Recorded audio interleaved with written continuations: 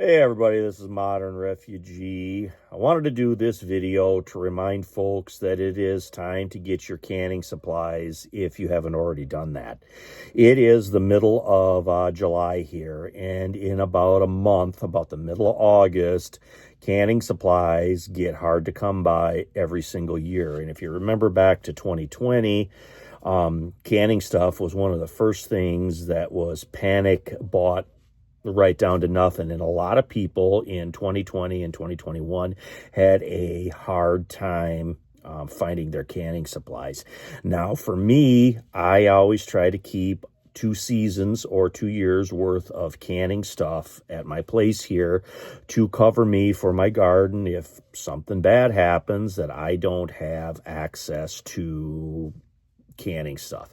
And I got everything lined up here on my bench, and I'm going to go over these things kind of individual with you guys, and then I'm going to put a little added information on every one of these things here that I am going to talk about. The first thing that I want to mention is the spices, the seasoning, and that kind of stuff that goes along with canning. Because believe it or not, the spices and stuff sometimes get really hard to come by in July, August, and September. And a lot of that stuff doesn't sell the rest of the year. And when it's sold out, a lot of retailers, they won't go ahead and replenish that stuff because they don't sell enough of it in the off season. And first thing I'm going to start out here is spices. And I've seen spices multiple times be out when people need them. Things like pickling spice and especially turmeric. Turmeric is something that doesn't sell unless it's canning season around here, unless you got somebody that wants to make like yellow rice or something. But it is very essential for things like bread and butter pickles and other pickled stuff. Turmeric is a very common ingredient. Pickling spice is another one, or in my case here, coriander seeds, because I actually mix up my own pickling spice. Pickling spice is something that's very easy to make. If you can't find the pickling spice, you can find the ingredients. Stuff like whole peppercorns are another one that sometimes can get bought out. Stuff like celery seed, dill seed. These are all things that are available usually in the off season, but when it comes to canning time, they might be sold out. And another thing is, if you guys use any type of pre-done up canning spices or spice mixes like the Mrs. Wages stuff, they make stuff like salsa mixes and spaghetti sauces and pizza sauce and bread and butter pickles and dill pickles. These things are another thing that sometimes will sell out completely. The stuff that I keep on hand, that I always have on hand with my prep stuff that goes directly with canning, stuff like Sure Gel. I will keep Sure Gel or some other type of Pectin so I can make jams and jellies. Salt is another one that is very important. A lot of canning, if you're canning meat, or if you're canning dry beans, potatoes, stuff that you pressure can, salt is very important. And salt is one of those things, either canning or pickling salt or kosher salt is something that I have also seen sell out when it comes to canning season. And then, iodized salt will eventually turn your canned product brown inside because of the iodine in it. That's one of the reasons why canning and pickling salt or kosher salt, that's just plain salt, doesn't have any of the anti-caking agents or anything extra in it. That's why it is used for canning. Sugar is another one. And I know a lot of people don't like sugar, but sugar is actually a preserving agent. So when you make preserves or jams or jellies, or if you make like rubs, if you're making your own bacon or your own jerky, most of those things require some type of sugar. And sugar is one of the things that was rationed very highly during World War II, unless you were a home canner. If you were a home canner, you were allowed to have a larger amount of canning stuff, or a larger amount of sugar to use with your home canning. And if I remember correctly, if you home canned, you were allowed to have 27 pounds of sugar. It just sticks in my mind that that's what was told to me, that you could have that amount of sugar if you did your home canning. Well, then if you have the sugar, you can make stuff like apple butter. You can make, if you have seasonal things like cherries or blueberries, or you have a strawberry patch, you can make your jams and your jellies. Another one is vinegar. You can't hardly make pickles or anything preserved, especially in just a whole bunch of different pickling recipes. You have to have vinegar. Now, I make my own apple vinegar and apple scrap vinegar and stuff, but there's always a question whether or not it's the highest acidity. And you want vinegar that is 5% acidity. I'm going to see if I can see it on here right there, where it says 5% acidity. 5% acidity vinegar is what you need for your pickling and canning, so you have the right pH. And white vinegar also has other uses, which makes it very valuable to have around. I try to keep at least 5-6 gallons of white vinegar on top of my apple cider vinegar that I make here. I try to keep that with me all the time. As soon as I use a gallon of vinegar, I go ahead and I replace that. The jars.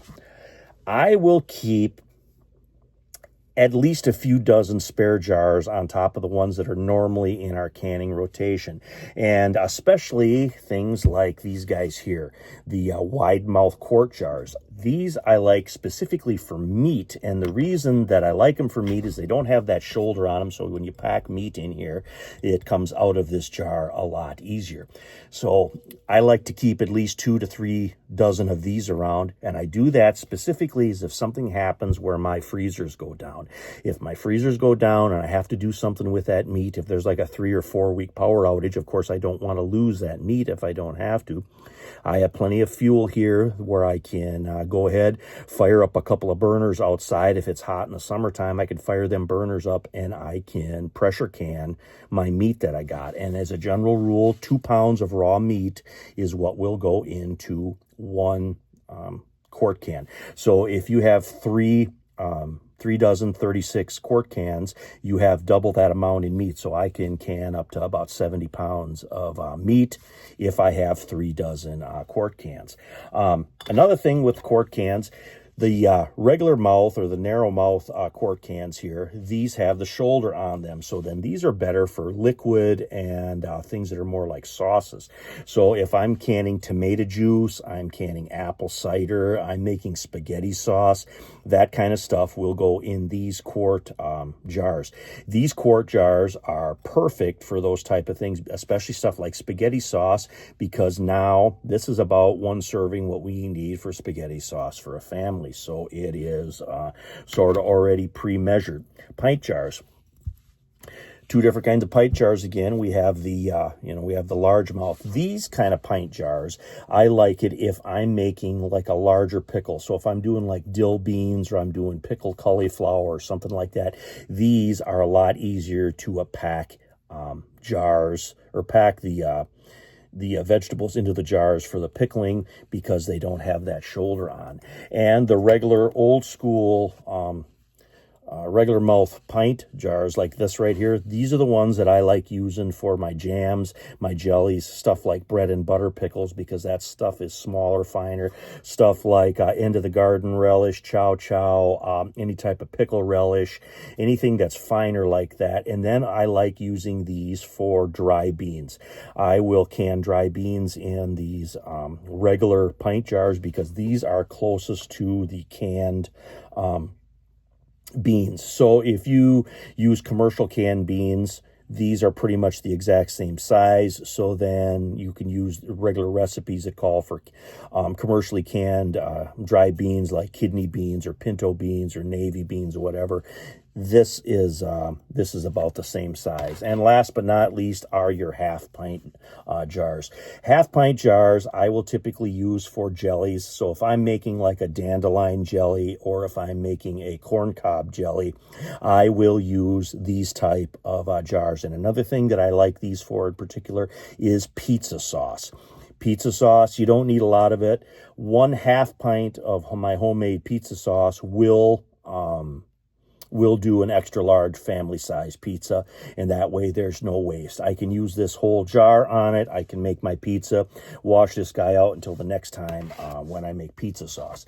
And lids and rims. I will typically keep a large quantity of lids and rims of both the large mouth and the regular mouth lids and rims. Now, rims, you can get multiple uses out of a rim, but when they start to get rusty and kind of funky, then I pitch them and I go ahead and I use new ones. And I will typically get them like this, where they already have some lids with them, so you can use these pretty much straight out of the box. And of course, they come in a couple different sizes. Another thing is I stay away from any foreign-made rims and lids. I want U.S. made stuff.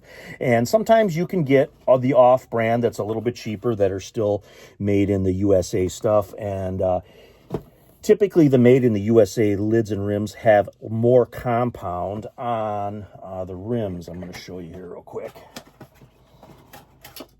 That compound, there's more compound on that. And that's something that I actually learned from my mother. She said that's how you can always tell a good canning lid from a crappy one is the amount of compound that they have on there to seal this. Now, would I reuse these if it was a long-term SHTF event? Yeah, probably. If I exhausted my whole stack here and I have some used ones here, I possibly, on certain things, I may reuse these. Is it recommended? No, but, hard times call for, decision-making time. But, they do have reusable lids, tattlers and stuff. I just have always learned to use these, so these are the ones that I use. But reusable lids work fine from the people that I've talked to in the canning and prepping community. But because this is the time of year when canning is going to start taking off, when people's tomatoes and cucumbers and stuff starts coming in, and cherries are ripe, blueberries are going to start here before too long. Our local blueberry farm said they're going to open up here in the next few days.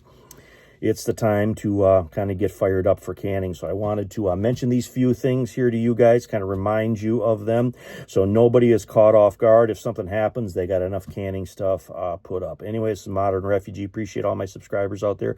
Hope you guys get some information, some entertainment out of my videos, and you guys have a good one.